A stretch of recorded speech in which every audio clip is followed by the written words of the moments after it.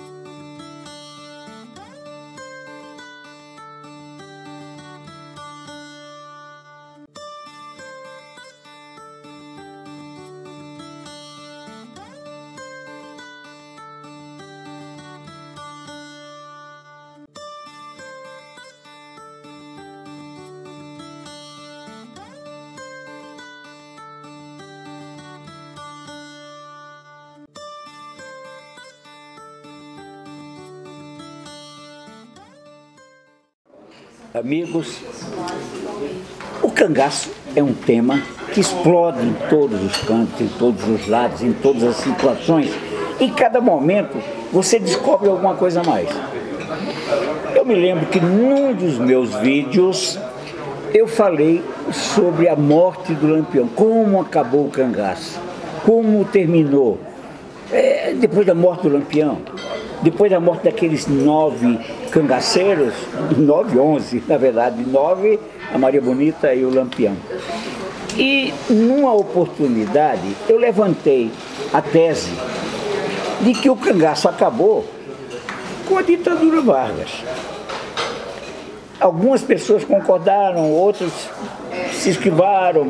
Eu citei, por exemplo, Arlindo Silva, que foi setorista, o grande Arlindo Silva, da revista Cruzeiro, com quem eu trabalhei, e que era setorista do Palácio do Catete, e que esteve muito próximo do Getúlio em várias situações. Aí ele me contava de figuras, de reuniões que existiram na época, e o assunto era cangaço. Aí eu chego aqui e encontro este monstro sagrado da cultura brasileira. Eu não podia falar paraibana, campinense, porque com muito orgulho nós somos campinenses dois. E você vê Dantas, aí você fala, não, com Dantas você tem que falar daquela história de João Pessoa, da morte, do assassinato de João Pessoa, dos perrepistas, dos liberais perrepistas, que o meu pai foi também. Mas aí nós começamos a conversar sobre esse assunto. E começou a bater. Então, mas o Geraldo Antônio, o cangaceiro, o cangaceiro do asfalto, né? Está aqui também. Ele está na direção, mas ele vai falar, porque ele também é um conhecedor desse assunto. Nós estávamos discutindo na mesa, vamos discutir aqui. Getúlio Vargas matou Lampião. Certamente porque a campanha que chegou à derrocada do cangaço já começou em 1936, a recrudescer em 1936, com a divulgação das fotografias e do filme de Benjamin Abraão. É claro que deu uma repercussão imensa tudo aquilo, né? Capas de revistas, de jornais, né? O filme a até... A avant-première do filme em Fortaleza. E isso chegou ao Catete. E Getúlio Vargas quis tomar conta da situação, né? E mandou chamar quem? Lorival Fontes, um sergipano de Lagarto, que por sua vez era conterrâneo sergipano do interventor, né, revolucionário de 30, Eronides de Carvalho, o filho do grande coiteiro de Lampião, Antônio Cacheiro, né? E nessa tal reunião, né, Getúlio Vargas encarou Lorival Fontes. E Lorival Fontes, inclusive, até insinuou algo que dava a entender que não se batiam. Lorival versus Eronides, porque ambos eram revolucionários de 30 Eronides era interventor. Interventor. E ambos se achavam no direito de ser um interventor do estado de Sergipe, do seu estado. Só que Getúlio contemporizou a situação, nomeando, na época, Lorival Fontes para o DIP, o Departamento de Imprensa e Propaganda, que tratava exatamente daquilo que estava acontecendo no Brasil, que chegava. O Eronides era muito próximo de Lampião, muito bom próximo, que se diga. muito próximo, para fazer Jaramantaia, do pai de Eronides, era uma espécie de quartel general. Fornecia de Antônio Cacheiro. Fornecia arma para Lampião. A partir de 1936, que nas entrelinhas, você até coloca aí o cangaceiro Antônio Silvino, que foi anistiado em 36, já no projeto de busca à derrocada de Lampião. Né? Deixa eu falar só uma coisa. Nós estamos falando de Campina Grande, certo? Em Campina Grande. E por que ele citou agora Antônio Silvino? E Antônio Silvino foi uma figura muito forte aqui nessa cidade. Morou e está sepultado, e foi sepultado em Campina Grande. Então, a anistia a Antônio Silvino já foi um começo do processo, né, do fechamento do esquema para se chegar a Lampião, porque não conviveram Lampião com Antônio Silvino, mas o modus operandi era o mesmo, né? Modo de se acoitar, de buscar víveres, muita de relacionamento. Muita coisa que o Lampião pegou foi do Antônio Silvino, foi antes dele. Mas aí vamos chegar até a morte de Lampião. Então, Getúlio Vargas, ele determinou, era o grande ditador, né, do Brasil. Em 1936, 37, em 37, 38, pleno Estado Novo, né? E um ditador pode tudo, né?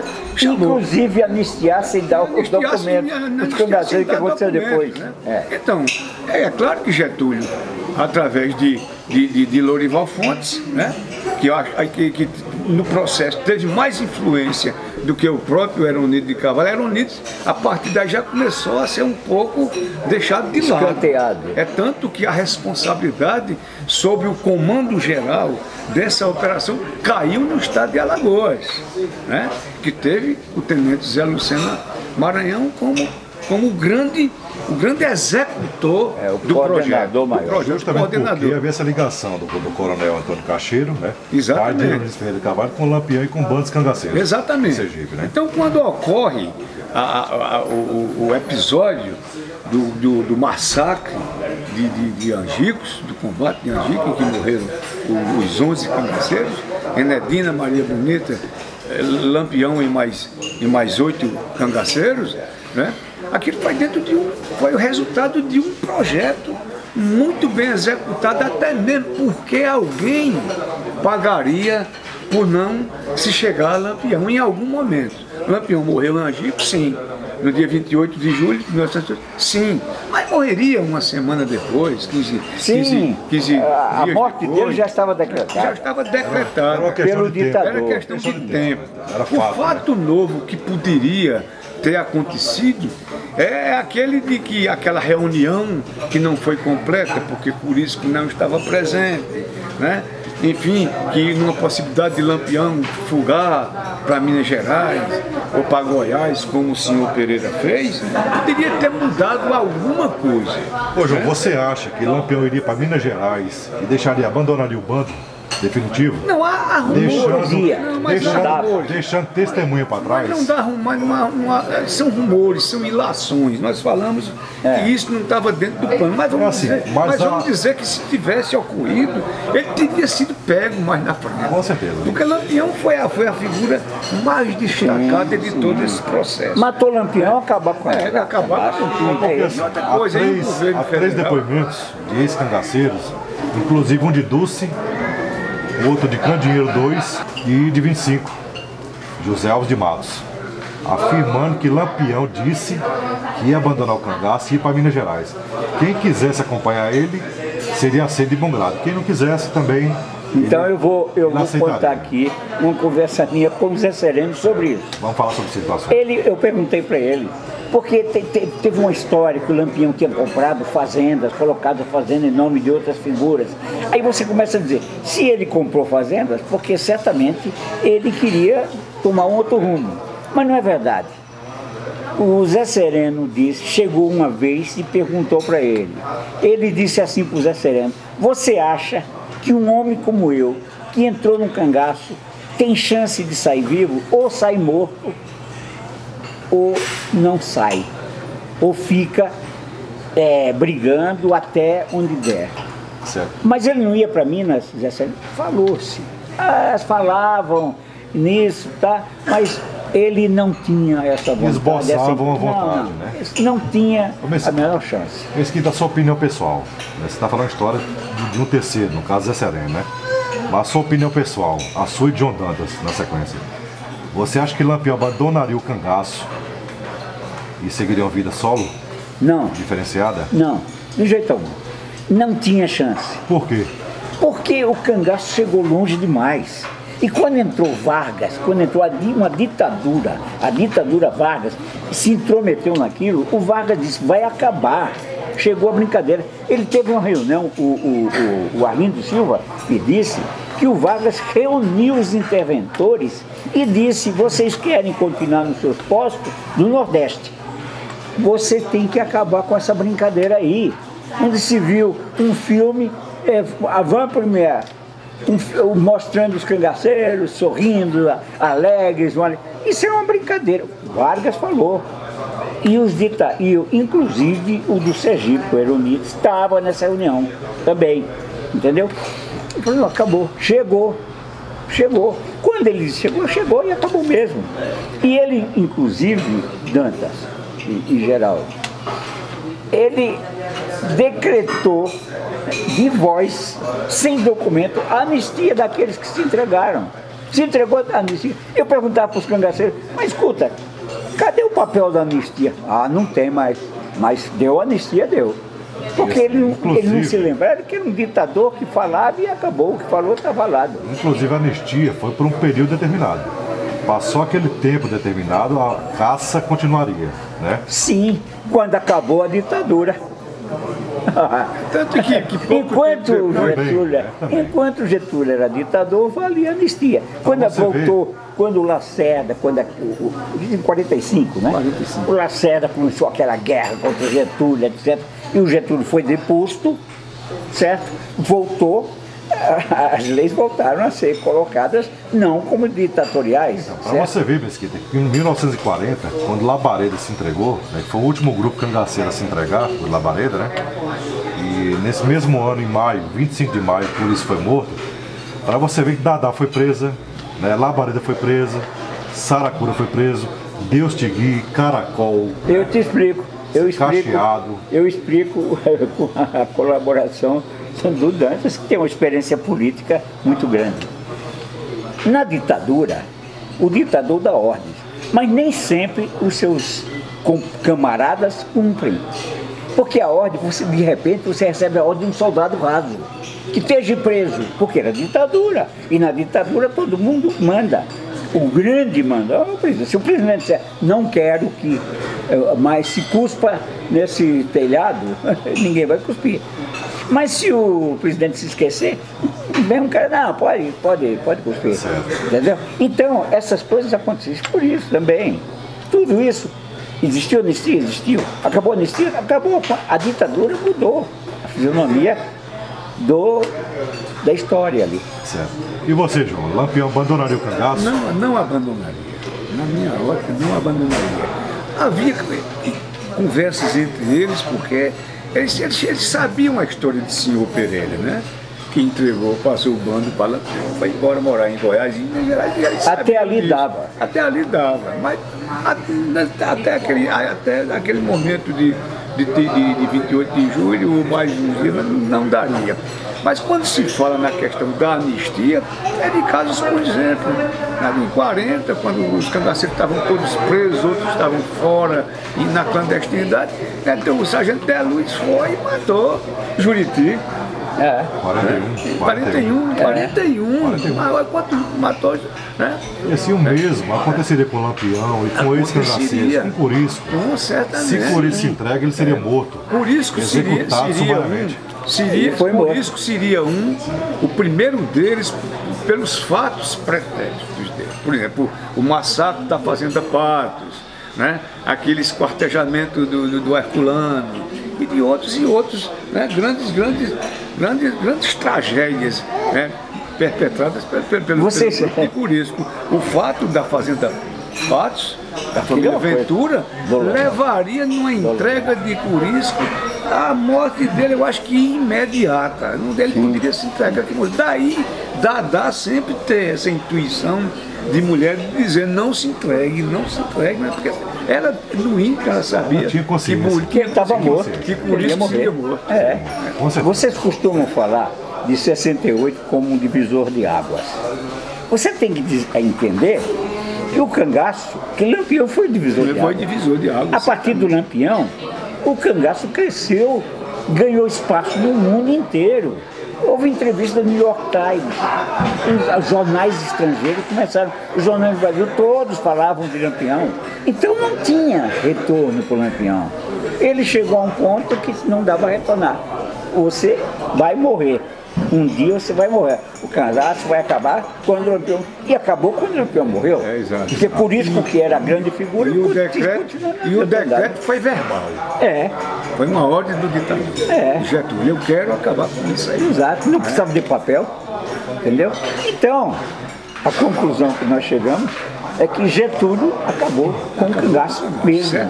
Foi com o cangaço. E sem contar que os inimigos de Lampião jamais abandonariam a perseguição. Isso é fato. Né? Até porque tinham dívida de sangue com o Lampião.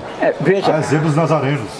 E os coronéis amigos do Lampião, quando Getúlio deu a ordem, todos eles se afastaram.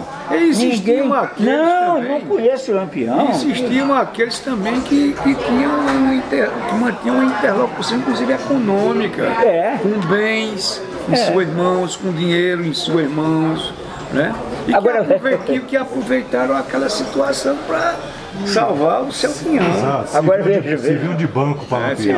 Veja só, o Lampião chegou a ser garoto de propaganda da Baia. Entendeu? Alemã. Você quer o quê? A maior farmacêutica. Você veja onde ele chegou. E foi isso que o Getúlio falou. A brincadeira acabou. E o Getúlio precisava mostrar uma atitude nova e grandiosa.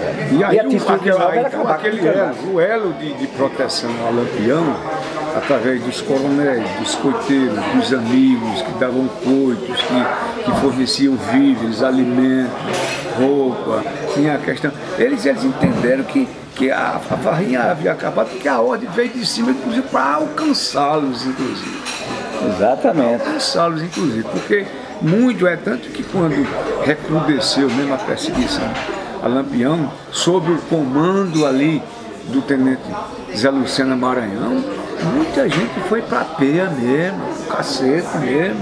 E não podia ser amigo de coronel ou de grupamento político, coisa nenhuma não, foram alcançados de certa forma. E eles começaram a sentir dessa realidade, porque os recados começaram a ser dados, inclusive nas entrelinhas, em quatro paredes, em reuniões. Você acha que se o tenente Zé Lucena Maranhão chegasse para um exemplo, a um coronel daqueles mais destacados, mais poderosos de uma região, a quatro horas, lá na ordem é do presidente, a ordem é do ditador, é do interventor, tem exército no meio dessa história, vai ter cadeia, vai morrer. Se eu quiser lhe matar agora, eu te mato. E não porque eu tenho carta branca para isso. Tem a questão do júri, a que foi o tenente Zé Lucena Maranhão, em Maceió, que precisa se fazer um documentário sobre esse júri no qual o tenente Zé Lucena Maranhão foi absolvido por 7-0. E na hora em que ele estava sendo ouvido, que o juiz perguntou o senhor, porque ele respondeu ao processo em Maceió, o tenente Zé Lucena Maranhão. Processo pesado, depois da reconstitucionalização do país depois de 45. Mas em consequência da Carta Branca. Da Carta Branca. Carta Branca tinha. Então na Carta Branca existia. Agora a Carta Branca, ele nunca mostrou a Carta Branca. Agora, no júri ele ameaçou. Quando o juiz perguntou, e por que é que o senhor cometeu todos aqueles abusos, todas aquelas arbitrariedades, todas aquelas violências, aquelas mortes? Isso porque eu tinha uma carta branca.